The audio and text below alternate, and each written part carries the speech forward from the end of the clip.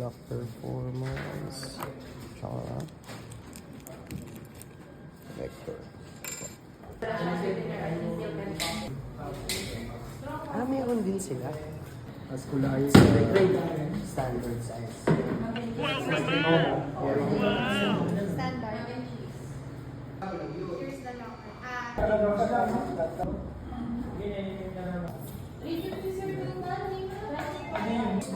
Papaalish po. Magkano yan? Tignan mo muna. Hindi, pag pinalis pa natin, gagahan pa lalo. Oh. Tapos yung slot, yung travel, babawasan na eh. Hindi pwede sa'yo. Mas.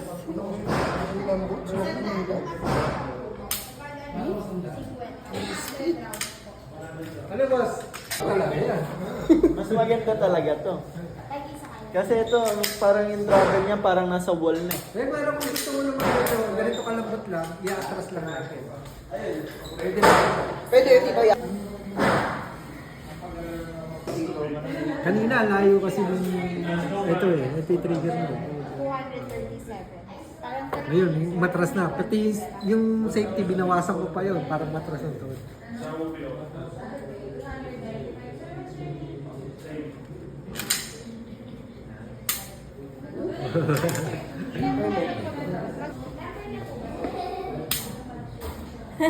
Boot, no?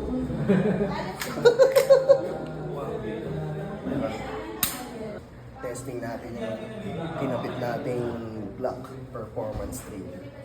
Pumangga siya para mag-food trip talaga. O ito na, pero naka 7 ka, ito mo. Kahit pa paano. Paano pag paano ka na?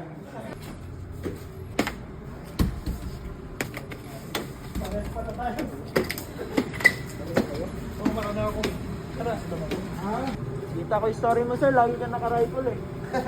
Tarik!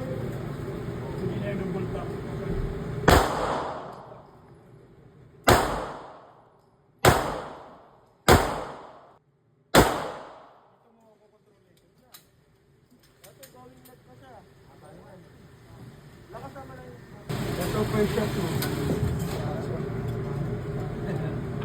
Firing!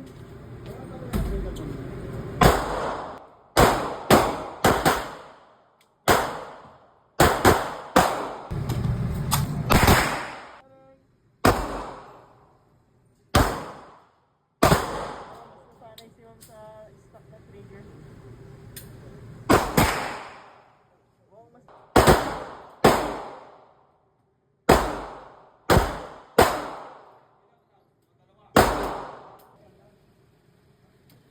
maganda.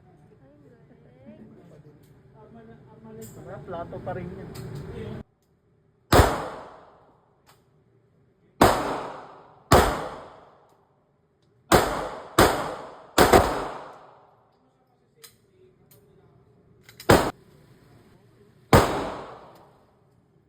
Alpha pa din, o tol?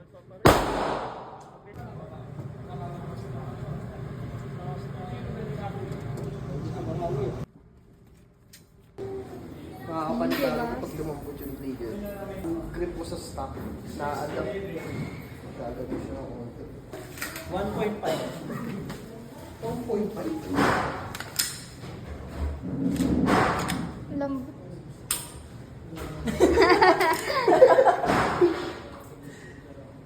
Hindi ka pumutok to pag dinapuan ng langaw to. Yan, may safety pa rin yan. Nice! Nga mo. Kaya na.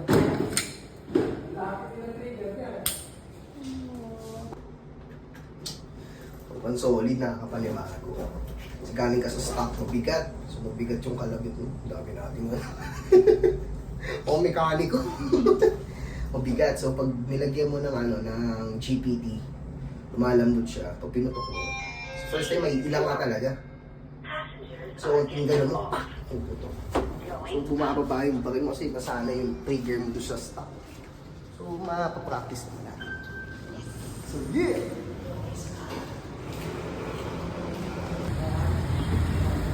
Ito yung Eric. Trigger.